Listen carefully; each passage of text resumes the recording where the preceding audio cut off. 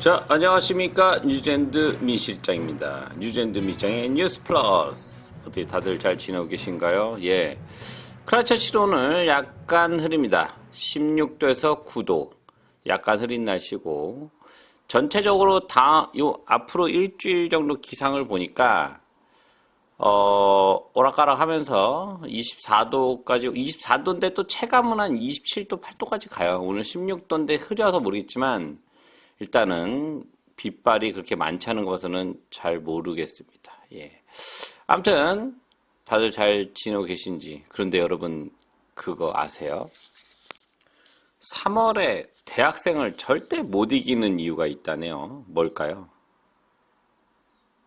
개강하니까. 이거 설명을 해야 되나? 예. 아무튼 숙제하겠습니다.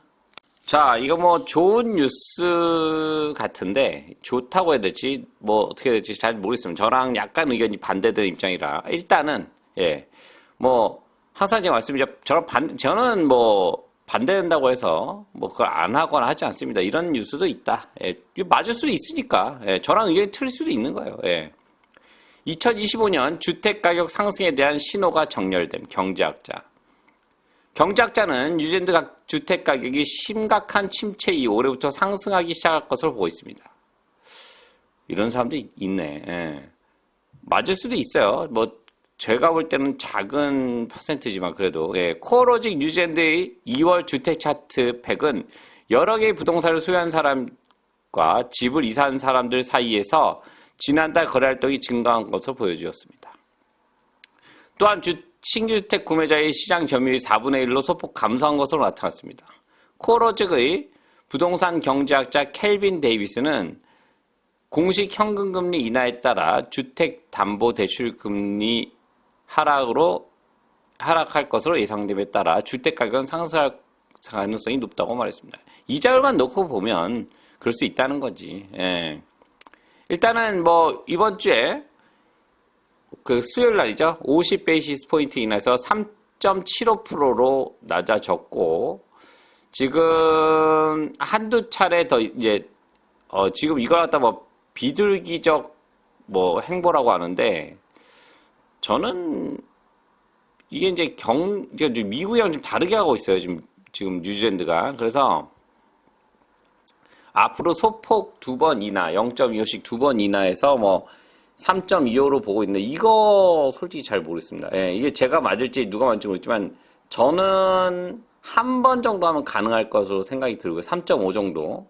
근데 또 모르죠. 뭐 미친 척하고 3.25로 내려갈 수 있는데 미국이랑 이렇게 다른 행보를 보이면은 좋지 않을 텐데 아무튼 그렇습니다.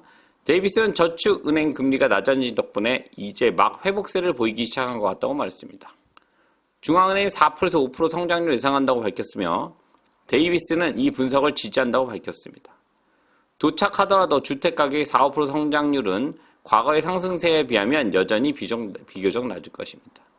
그는 시장에 여전히 많은 매물이 있고 주택 구매력 부족과 신용 제한이 제약을 하고 있다고 말했습니다.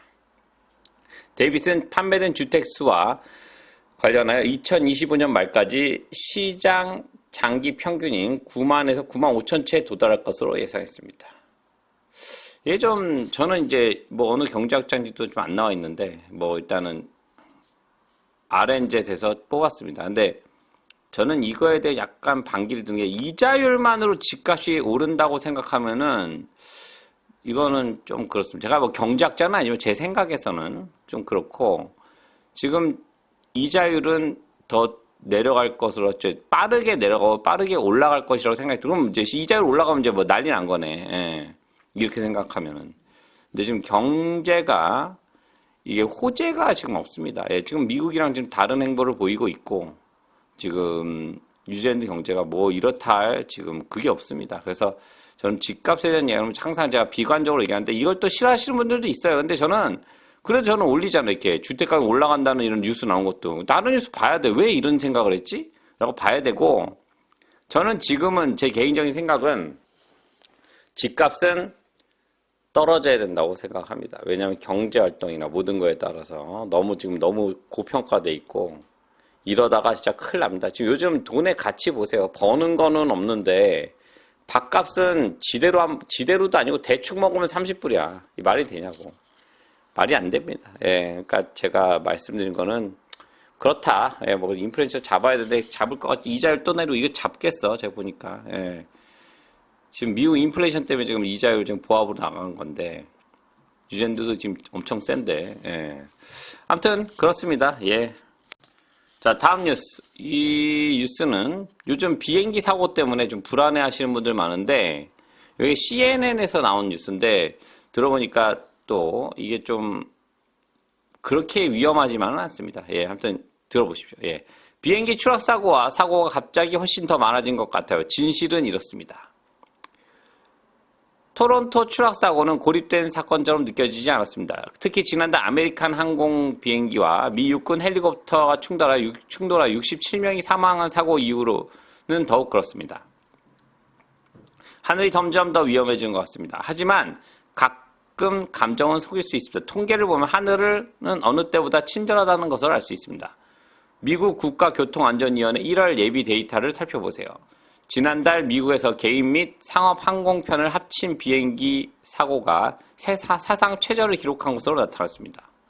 미국에서 발생한 총 항공기 사고 62건 중 대부분이 개인 항공편에서 발생했으며 이 총 사고 건수는 2023년 1월 기록된 80건보다 18건이 적습니다. 사실 예비 수치가 유지된다면 2025년 1월은 총 사고가 적은 기존의 미국 기록에 넘어설 것이며 2012년 1월의 70건에 비하는 최저 기록보다 8건이 적습니다. 낮네. 예. 총 기록에 보니까. 예. 2025년 1월 사고 중 10건은 불행히도 치명적이었고 건수로 따지면 그중 한 건은 치명적 사고는 상업용 여객기와 관련이 있었습니다. 당연히 0보다는 큰 숫자지만 역사적으로 볼 때는 전체적으로 10건은 믿을 수 없을 정도로 낮은 숫자입니다. 그리고 미국 전역에서 2월에 발생한 사고 사망자 수는 기록한 가장 안전한 1월로 2020년의 수치와 동률을 이룰 수 있습니다. 2025년 1월의 안전 기록도 통계적 이상치가 아닙니다. 저는 이전에 미국에서 상업용 항공여행이 어느 때보다 더 안전했다는 것을 언급한 적이 있습니다. 지난 15년 동안 정기 상업 항공기 사망자 수는 다른 15년 기간보다 적었습니다. 그리고 이 시점에서 항공산업에서 거의 만트라가 되었지만 여행한 마일당 상업용 항공기는 자동차보다 훨씬 안전합니다. 맞아요. 그 얘기는 예전부터 들었어요. 이게 도로보다 안전하다고 비행기는. 실제로 개인 및 상업용 항공여행을 합친 추세선은 거의 동일합니다. 미국에서 2024년은 사고가 적었고 치명적으로도 254건으로 이전 어느 해보다 적었습니다. 이는 장기적 추세이기도 하며 지난 10년 동안 기록된 사고를 적어도 1982년 거서 올라가는 것은 이전 어느 해보다 적습니다. 미국에서 치명적 사고는 300건 미만이었던 3년 전 모두 2020년대에 발생했습니다. 1982년과 1983년은 600건 이상의 치명적 사고가 발생했던 것과 비교하면 엄청난 개선입니다. 점점 더 안전해지고 있는데 이제 좀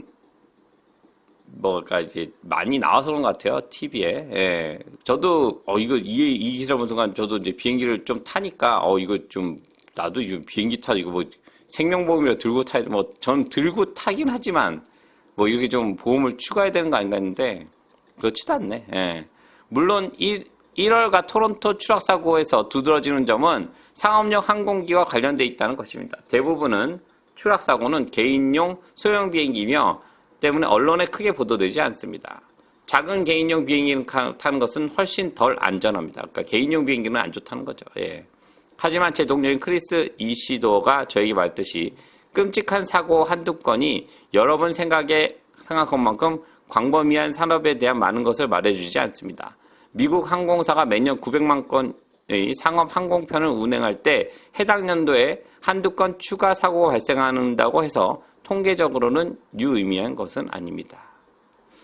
아무튼 좀 안전해지고 있다. 근데 우리가 이제 좀 받아들이게 좀 이제 뉴스에도 많이 나오고 하니까 이제 좀 그런 것 같은데 그렇게 위험하지 않다고 얘기하네요. 예, 아무튼 그래서 뭐 오늘 뉴스 제가 픽업을 했는데 뭐 이자율도 금요일 내렸는데 제가 이미 얘기한 거였고 해서 픽업은 하지 않았는데 기사가 집값이 오른다는 기사가 딱 나오면서 제가 이거를 픽업하면서 이자율 얘기를 했습니다. 이제 제가 생각하는 거는 지금 3.75, 5%, 0.5% 내려서 이제 앞으로 한 0.25, 0.25 두 번 내려서 3.25로 갈 수도 있습니다. 근데 저는 한 번 정도 더 내리지 않을까. 미국과 다른 행보를 계속 보이는 게 쉽지 않지 않을까 생각하는 바입니다. 예. 하여튼, 그리고 뭐, 지금 단기 뭐, 이자 뭐 지금 6개월 정도 고정하고 이런 분들 계시는데, 잘 하세요. 잘 노려보시고, 제 의견이 틀릴 수도 있으니까 잘 노려보셨다가, 좋은 이자율로 이번에 잡을 때는 저는 개인적인 생각은 좀 장기로 잡아라. 왜냐면,